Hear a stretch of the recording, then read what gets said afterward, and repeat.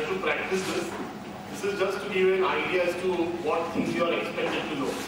But this cannot be here's the art of how you talk, how you present, and that comes only by practice. So I want this talk to be interactive. I'm going to ask you a lot of questions. And it's a very interesting part because there's a variety of pathology. In knee, there's just osteoarthritis, rheumatoid arthritis, nothing else. While spine, there is variety of pathology, there is scope for ample discussion. So you should be aware about what each pathology is likely to give you. And in reaching a diagnosis, there are two important things that you all know. The first is history and second is clinical examination. Now in spine, there is nothing as more as important as the history. History is the most important thing, let me tell you that. 90% of your work is on history, only 10% is examination. So if you know how to take a good history, your job is done. So start taking history of the patients properly and then you come to a diagnosis. So for history, you need to keep your eyes open, your ears open, mouth open, so you need to take a proper history. And history is just not asking the patient, you need to analyze the patient. If you ask patient, दर्द कहाँ होता है? हाँ यहाँ होता है. लेकिन exactly किधर होता है? आप उंगली से बताएंगे क्या? You have to ask those leading questions and analyze the symptoms. So can you just somebody tell me how do you normally take a history of spine? What questions would you start with? What are the common complaints?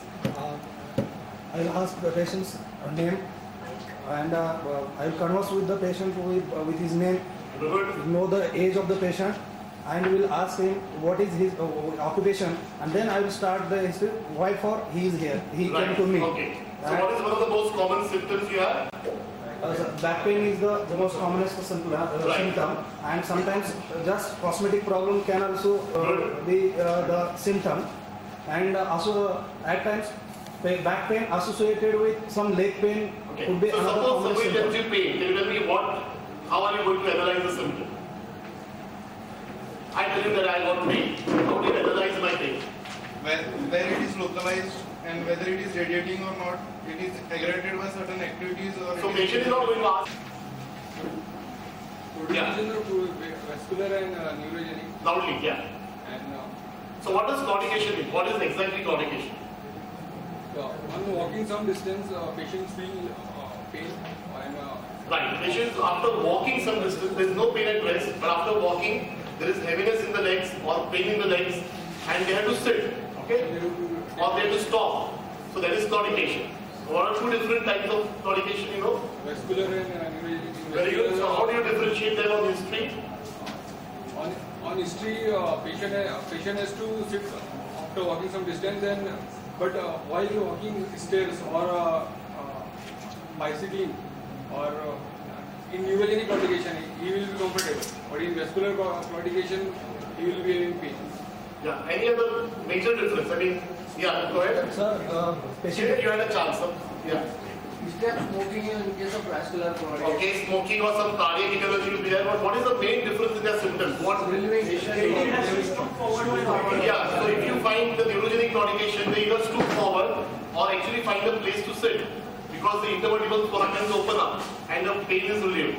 So they sit for 2 to 5 minutes and then they again walk the same distance. In vascular claudication, they don't have to sit. It is called as a window shopping sign. That means they just stop. The blood supply to the calf improves and the claudication goes away. So that is the main difference in the history. Okay. Again, with neurogenic claudication, you will have tingling sensation, you will have paresthesia, you have numbness accompanying that. Okay. In vascular claudication, as you rightly said, that you will have a history of smoking or other cardiac problems associated. Okay. So these are the two major differences in the history of claudication. And you ask for history of neurological symptoms, whether it is tingling, numbness, associated, which area is affected. Why which area is important? Because it gives you an idea about the dermatology. So somebody tells me if I get tingling sensation on the outer border of toe, outer border of my foot, what dermatology are you thinking about? S1. Very good. That's first time I'm hearing such a loud voice. And right one. Good. On Sunday morning.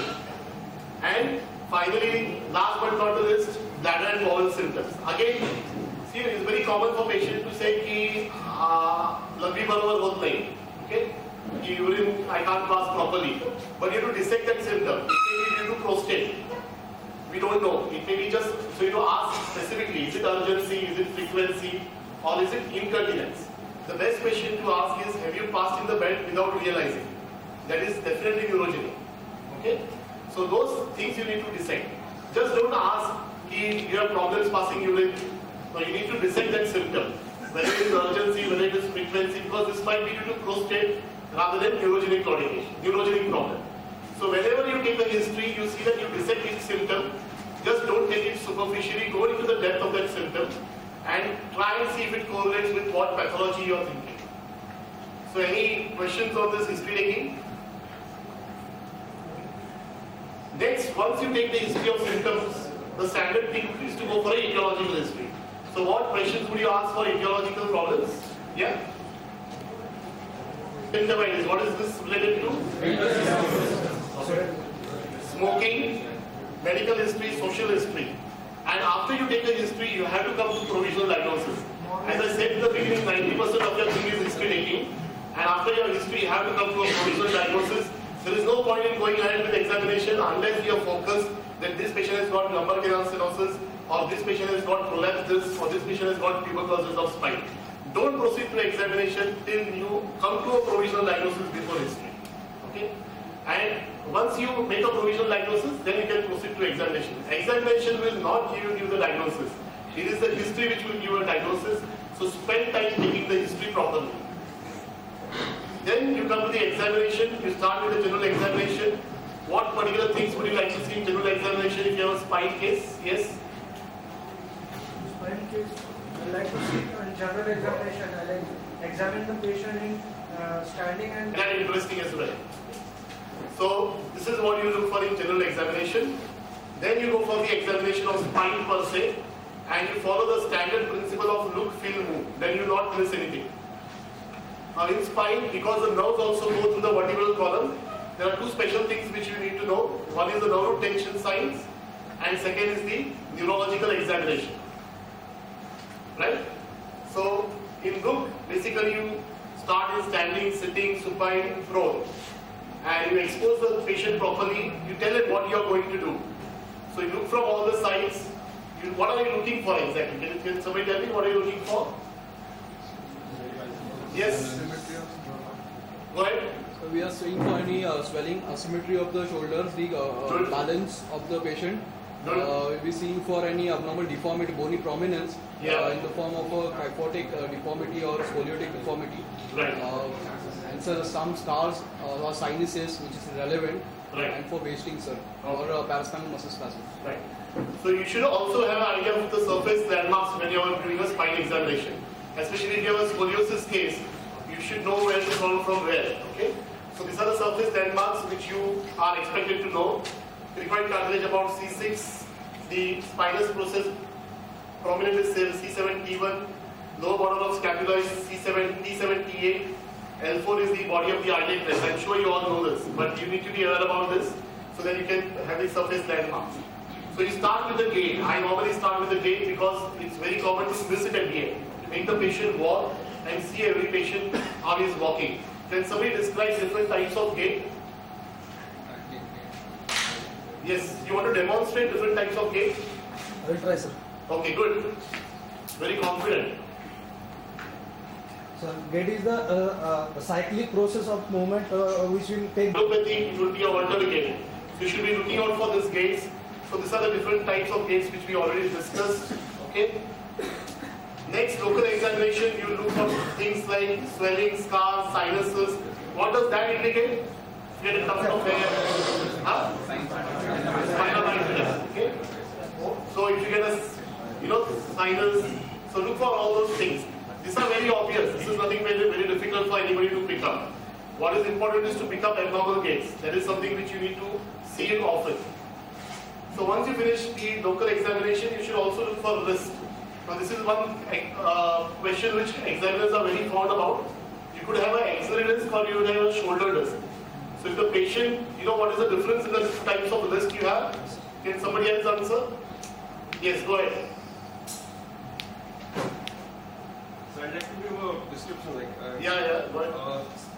Spinal cord with the two nerve roots. Excellent. So if the disc is present between the spinal cord and the exiting nerve root here. Yes. It is known as axillary, and if it is on the lateral side, Good. towards, it is known as shoulder disc. Right? So in cases of axillary disc, so as to prevent pressure on the nerve root, the patient will have a spasm towards the same side. Same side. So Excellent. give some space for the nerve root. For the coronal profile, okay, and you look for the transverse profile, that is the rotation. So we will discuss that a bit in detail because that is something which you people are very afraid of, scoliosis. There is a lecture on management of scoliosis. I will just describe shortly what you look for in a scoliosis case. You should be aware in theory about the various types of scoliosis, which I am sure you are. And there are different classifications for this congenital scoliosis. I am not going to go in detail. Neuromuscular scoliosis, again, different conditions like cerebral palsy, Frederick's ataxia can cause that. So basically, if you get a scoliosis case, you look from, again, expose the patient properly, look from top to bottom, okay? Do the surface landmarks which I told you before, and see in both profiles. So what profile is this? Coronal plane, okay? So you are looking for the curve, convex or which side the convexity is, okay? And this is the sagittal profile. Can somebody tell me what are you seeing in this sagittal profile? No, what in this patient, what are you seeing?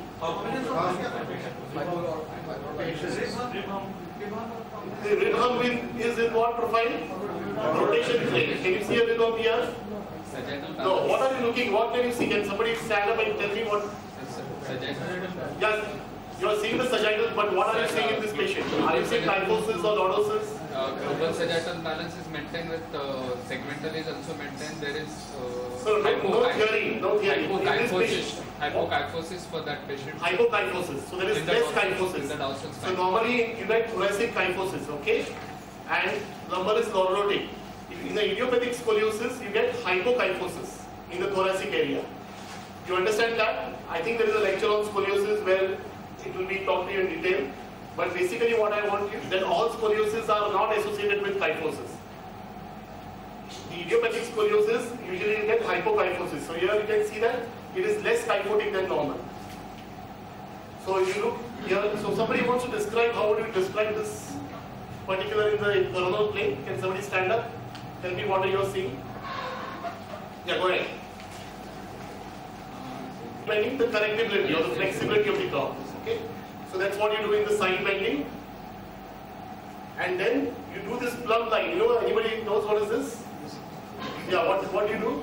From the No, not you. Somebody else. six Yeah. and body will drop a straight line, Yeah. and it should pass through the medial point between the two iliac crests. Yeah, I think you should carry something, you take a thread and tie some heavy object to it so that you can do that plumb line in your exams.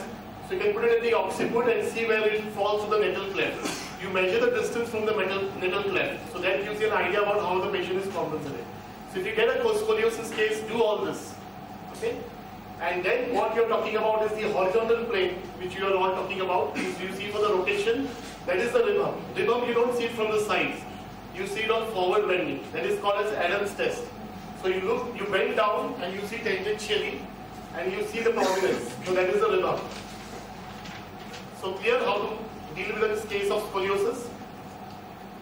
So you give a diagnosis like that, it's an adolescent idiopathic scoliosis in a 13-year-old girl with a right major thoracic curve, partly flexible, extending from T4 to T12, apex at T8, minor lumbar curve from L1 to L4 without any neurological deficit, presenting primarily for osmosis. So that is how you would run a diagnosis in scoliosis.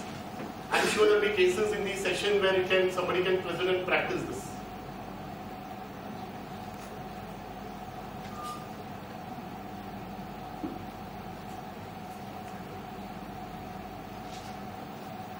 Okay.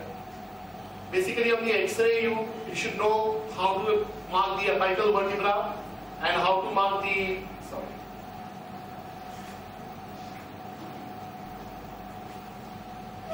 on the X-ray you should know how to mark the end vertebrae, the apical vertebrae and measure the angles. You should know basically this classification, it's a basic classification. I'm not going into details, but this is what you will be expected to know and you should be able to assess maturity. There's a lecture on scoliosis, so that will be covered there. Second is kyphosis. So in sagittal plane you can get kyphosis. You should know what is knuckle, gibbous and kyphus. Can somebody define that for me? Yeah, you already had a chance. Somebody Some new faces? Yes? Yeah, go ahead. Method is the prominence of single vertebra. Gibbous is 2 to 3 vertebrae which are destroyed. And kyphus This is a generalized. So this is one very favorite question in the among the examiners which you should be aware about. So again, the etiologies could be different. The commonest would be tuberculosis. Okay. So that's how your kyphosis will present. Again, you should draw the balance line for that. You can get post osteoporosis. Similarly, you can get cervical deformities. Okay. So after looking, so that is finishing with the look inspection part. So you look at deformities, local signs, list, all those things. Then you actually start palpating. So you individually palpate each process. Okay. So you look for you feel for the paraspinal spasm. Look for the tenderness. Now the tenderness is again superficial tenderness and twisting the spinous process and deep thrust. These are the 3 types of tenderness which have been described. Superficial is just on touch. Okay. Now when you rotate the spinous process from one side, you are actually trying to see if there is any tender pathology anterior. And grip thrust is just actually pressing hard. So these are the 3 types of tenderness which you should be looking for. You look for an interspinous gap, you look for a list, you look for a step. Okay? So again, this is one favorite question. If you get a degenerative listhesis, where is the step? And if you get a lytic listhesis, where is the step? Can somebody tell me what is the difference?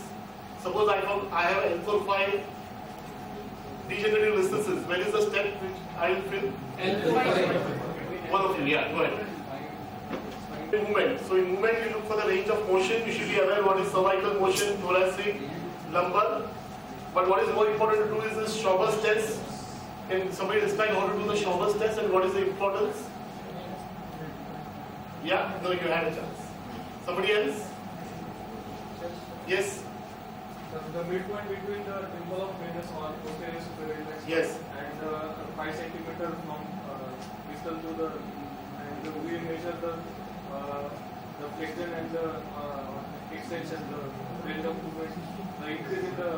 So you mark the point 10 centimeters above, 5 centimeters below, and you measure the difference. Okay. So why do you do this? What is the idea of doing this? So in ankylosing spondylosis, It will be decreased, but why do you want to do all this? Why not just ask the patient to bend and see whether he can bend or not? You are trying to eliminate the hip movement. Okay? You are looking at localized lumbar spine movement only. So that is why you do this test. Okay? The other important thing is to do a chest expansion. That is also very important. Is there any significance of taking 5 centimeters down? Yeah, I mean the initial test was just described from delta active. It's a passive. Okay? Your other hand should be on the knee. The knee should be extended. Okay? What else? Any other signs you know?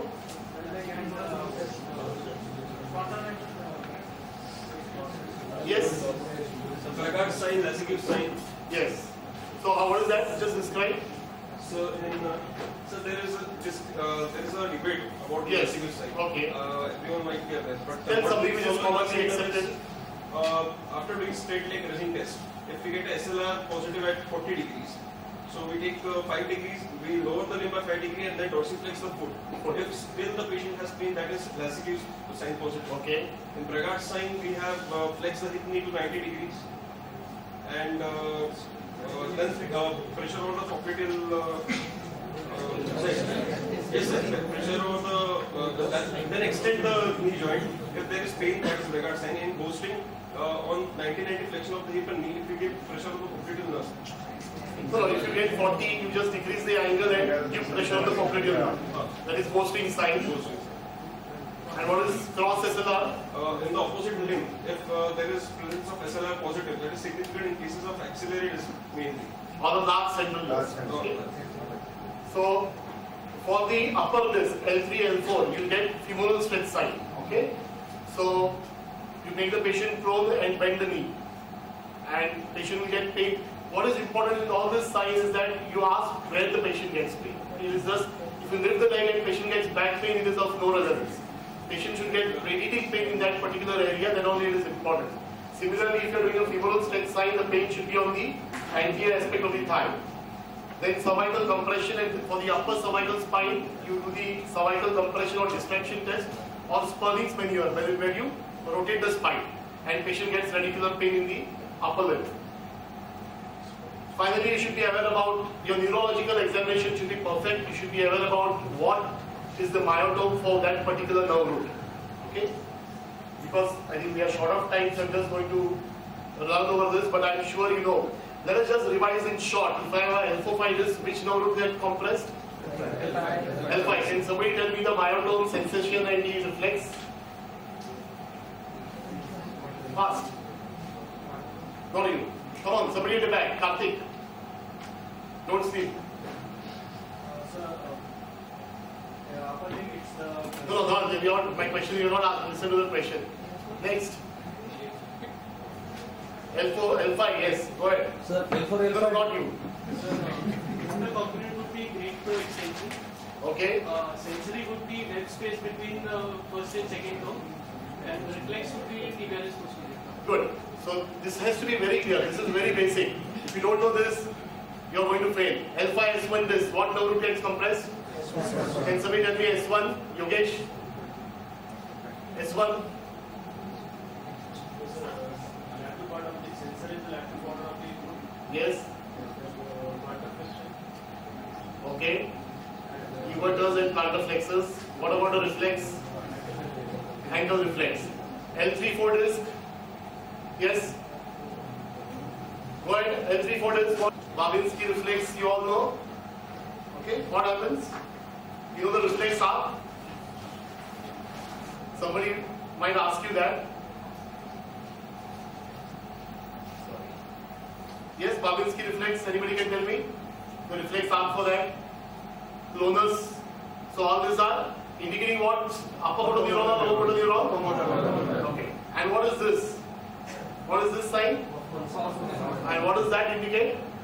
Upper motor neuron sign in the upper limb. You know how to do this? You flick the DIP joint, okay, and you get flexion of the IP joint. Similarly, you should know sensory dermatomes. You should look for perineal sensation. You should say in the exam, I would like to do a rectal examination. Okay, and see the bulbo cavernous. Obviously, if the patient is, paraplegic or bedridden, all those things are very important. If there's a neurological involvement, you have to do this. So finally, you should be able to differentiate upper motor neuron from lower motor neuron. Now tell me till what level, vertebral level I will get upper motor neuron? L1, T12, L1. T12 L1, because the spinal cord ends there. There is the conus there. Okay, that can be a mixed picture. Below that it's corda equina, so you get a lower motor neuron. So this is what happens in upper motor neuron. You get hypertonia, hyperreflexia, abnormal reflexes, clonus. Okay? Everybody is clear about this? While above that I will get below that I will get a lower motor neuron. Similarly, in cervical spine, patient you may get myelopathy or radiculopathy. So in myelopathy, what symptoms you get? What is the earliest symptoms patients present with? Sorry, clumsiness while walking. Okay, they don't feel the floor properly. There is clumsiness while walking. There is spasticity. There will be all upper motor neuron signs. If I have a cervical disc collapse, which is pressing only the nerve root, I will just get radicular pain and radicular symptoms. So again, this is very basic. You should be clear with it. So this is something like upper motor neuron. This is lower motor neuron in that particular nerve root. Again, you should, if there's a patient with myelopathy, he will be disabled. You can ask him to do his activities of daily living, like buttoning the clothes, eating. Okay, you can ask him to clench his fist fast and open them out. Okay, that is a classical myelopathic hand. Okay?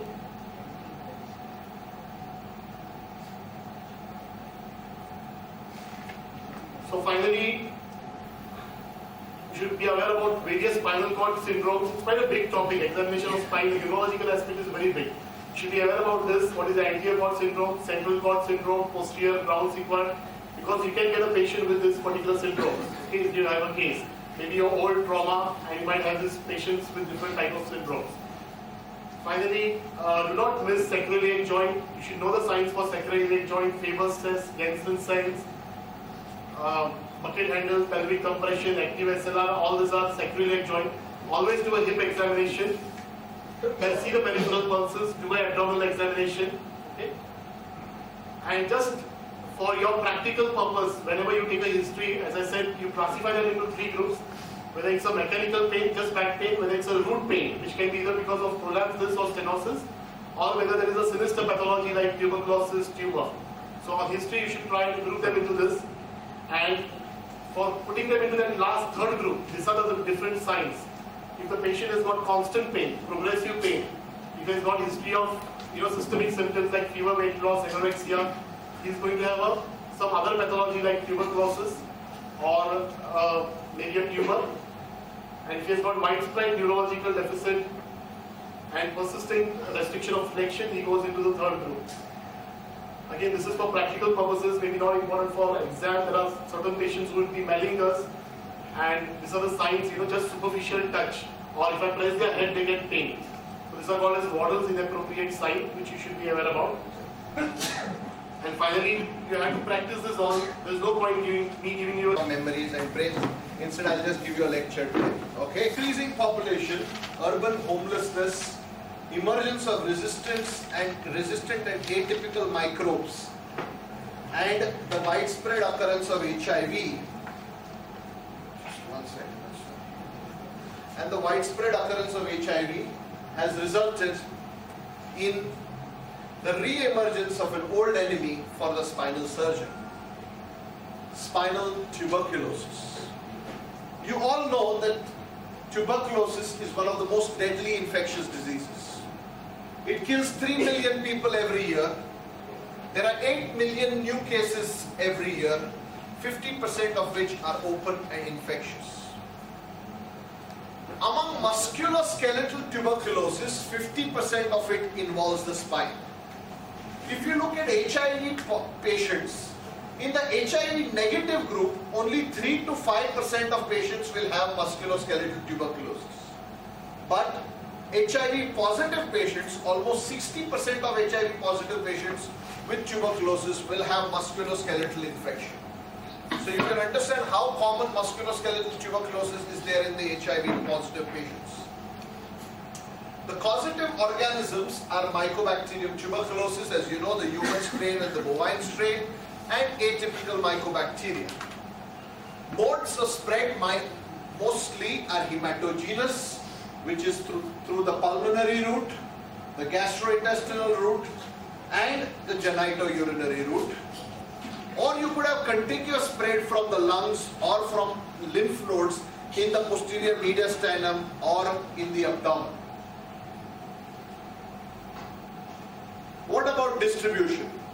About 10% of tuberculosis occurs in the cervical spine, of which about 2 to 3% occurs in the upper cervical spine. About 50% of the tuberculosis occurs in the thoracic spine and 40% in the lumbar spine. The incidence of skip lesions, that is multiple lesions elsewhere in the spine, was reported by Thule to be 7%. But now with modern investigations in the form of MRI, etc., the incidence of infections is almost up to 20%. What are the common sites? The most common site, which we have traditionally been told, is the peridiscal infection.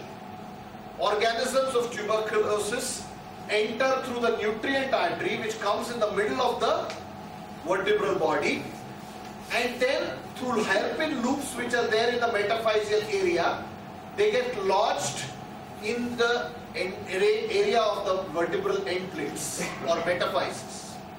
Adjacent vertebrae get involved because the vertebral artery which supplies these adjacent vertebrae, the upper end of the lower vertebra and the lower end of the upper vertebra is the same, and therefore contiguous peridiscal areas are most commonly involved. Anterior infection, where there is an anterior infection below the anterior longitudinal ligament, there is involvement of the anterior 1/3 of the body and disc, is seen about 8% of patients. Posterior, either epidural infection or posterior element infection, is seen in 2% of patients. Central infection, which is a vertebral body infection, as you can see over here, is seen in about 10%. But a majority of the patients, by the time they come to us, it is extremely difficult to make out where the infection actually started within the vertebra. What happens with progressive infection? With progressive infection, the bacteria release proteolytic enzymes, they cause destruction of bone, And with progressive destruction of bone come the formation of soft tissue abscesses such as this. You get kyphosis because the bone is destroyed, and with the destruction of bone, gravity causes these bones to go into an angulated deformity. You can land up with compression of the spinal cord causing neurological problems. And finally, ligaments and bone may be completely disrupted, so that, as in this case, the proximal spine and the distal spine have no connection and there is instability. Let us look a little bit more into the kyphosis. How does the kyphosis occur in a tubercle spine? Kyphosis occurs because there are two types of destructions in tuberculosis. One is the classic peridiscal infection, where the disc gets destroyed and eventually the end plates fuse, but in a position of kyphosis. The other possibility is that the entire vertebral body gets destroyed. And if that happens, the facet joint at the back starts pulling open, starts subluxating, and the spine goes into a kyphosis, which results in an angulation and rotation. Collapse can be of two types. There can be an angular rotary collapse, such as which you see over here. Angular rotation, this vertebra has rotated over this vertebral body and gone into kyphosis. Or you can have a telescopic collapse, which is what you see over here. In kyphosis of tuberculosis, the deformity progresses in two stages. There is the acute stage and then there is the healed stage. Generally, the acute phase is said to be the first 18 months, when there is supposedly active disease. And during this phase, there is active destruction of bone which causes the deformity. In the healed phase, it is the fusion mass and subsequent growth which causes the deformity. And hence, in adults, we see that there is less deformity at presentation because the amount of destruction is lesser. There is less increase during the active phase of the disease. And once the disease is cured, during the healed phase, there is hardly any further progression of kyphosis. This is very important to understand that kyphosis, unless it is very severe at presentation, is not going to increase very significantly. In adults, generally, if there is loss of 3/4 of the vertebra in the dorsal or dorsolumbar spine and one full vertebra in the lumbar spine, then there is progression of more than 30 degrees. Otherwise, there is progression which is less than 30 degrees, and therefore it is possible to conserve this patient from the view of adult. When the initial destruction of the vertebra, the location of the problem decides what is the amount of deformity which is going to be there, and then there is a healed phase which occurs after the disease has healed with growth.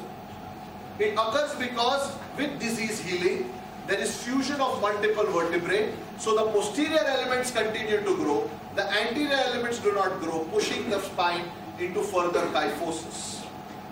Rajsekharan has described spine at risk signs in children, which can help you identify which are the children which are most likely to develop kyphosis subsequently.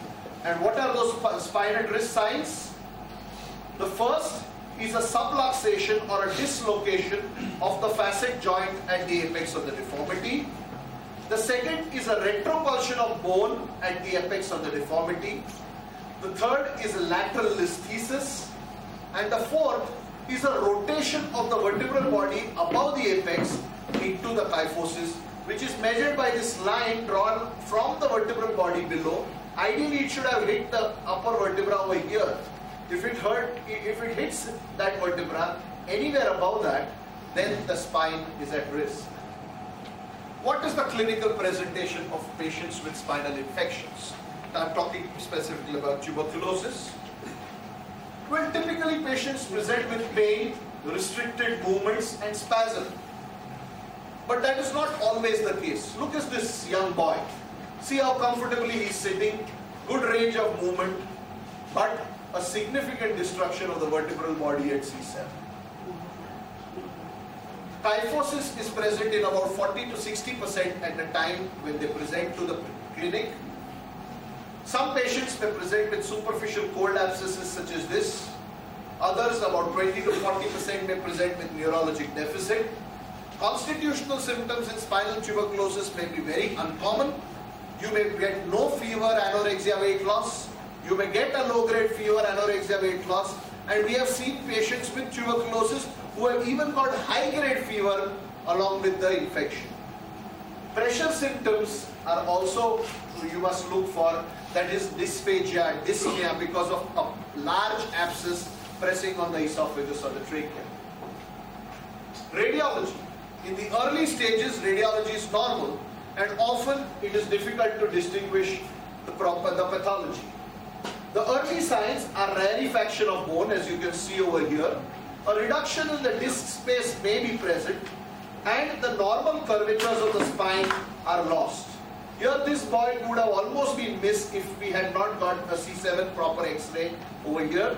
You can see rarefaction of the bone over here, a slight reduction in disc space, got an MRI done, and that is the involvement. There is an average 2 to 5 month wait between the clinical onset of infection and the radiological evidence of disease.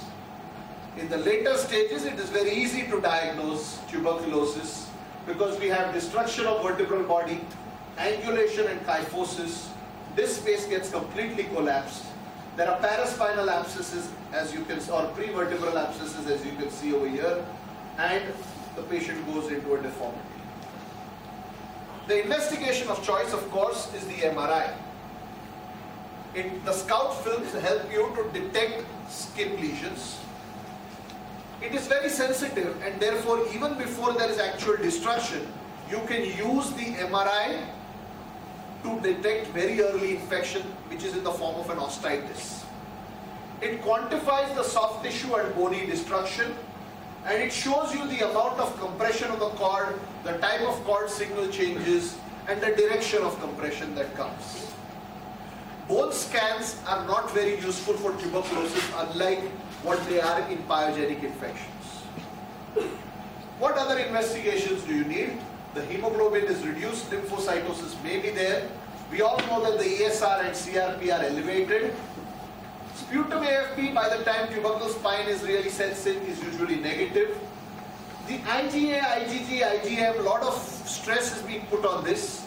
But the truth be said, these are mediators of cell-mediated immunity or humoral-mediated immunity, and tubercle bacilli work by cell-mediated immunity. So these tests are actually absolutely useless. ELISA is sensitive and specific, but you need certain amount of material from the tissue in order to do that. You must always do HIV. There is a recent study from Hinduja Hospital which shows that a large percentage of patients, about 10% or so, actually have pyogenic infections. And therefore, you may be missing a pyogenic infection if you don't do a biopsy. Second is, the incidence of resistant drug strains has gone up very high. And therefore, it's always advantageous to get a biopsy at the beginning so that you can send it for culture and sensitivity and appropriately put them on antituberculous drugs.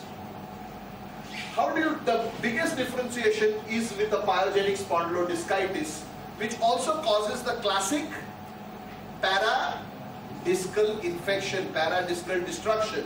So how do you differentiate this? This patient, in fact, was a 72-year-old lady who presented with fever, weight loss, anorexia, and with typical TB. Usually these are elderly patients with debilitating illness, renal dialysis patients, IV drug addicts, or people who had some sort of intervention in the spine. The most common organism is Staph aureus, and there are a number of other organisms, including the urinary organisms. High-grade fever is seen in only 50% of pyogenic infections, not in all.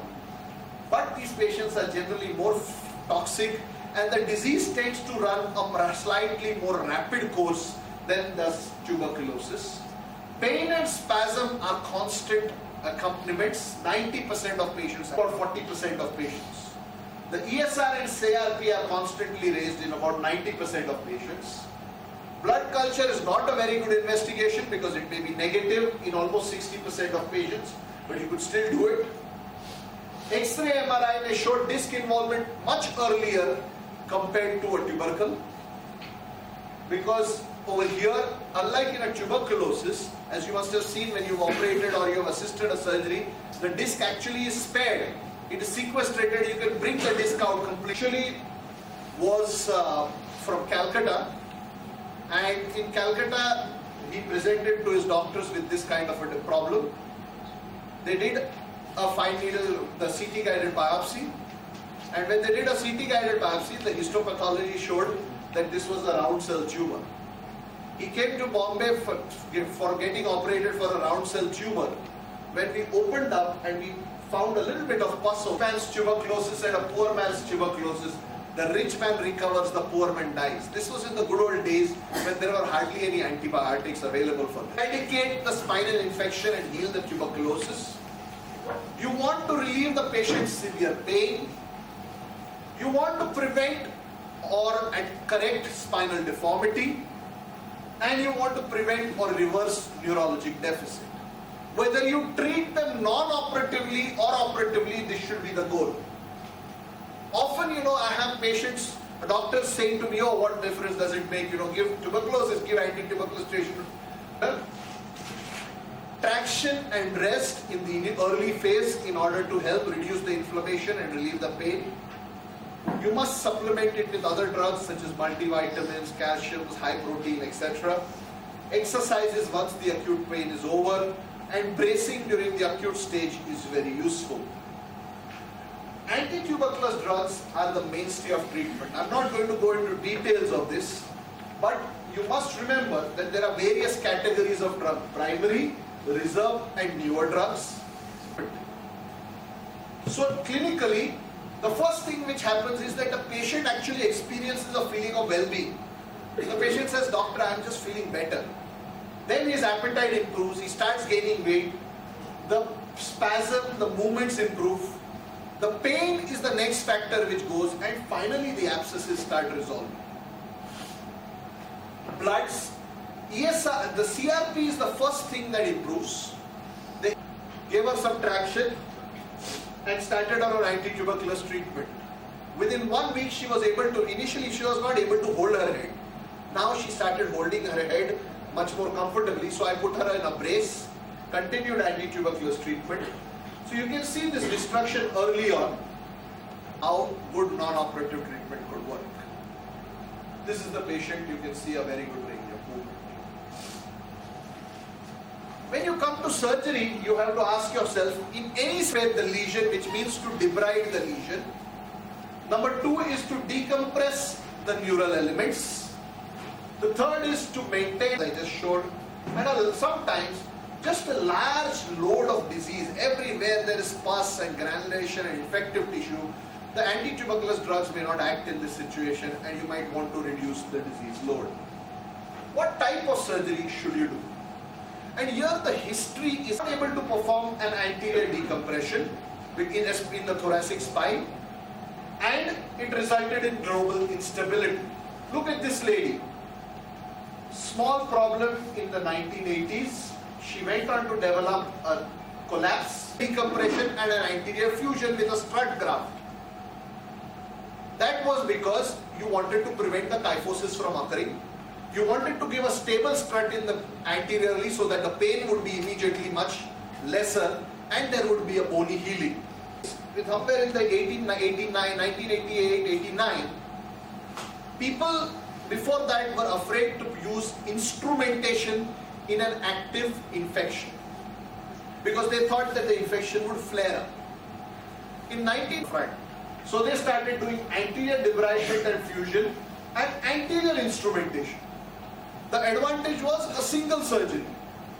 The problems, these tuberculosis is a chronic disease. The bones have undergone inflammatory osteoporosis. Often these patients were primarily malnourished. So osteoporosis and infected bone resulted in poor screw. Risk of going into non-union is very high. You would consider options of posterior wiring.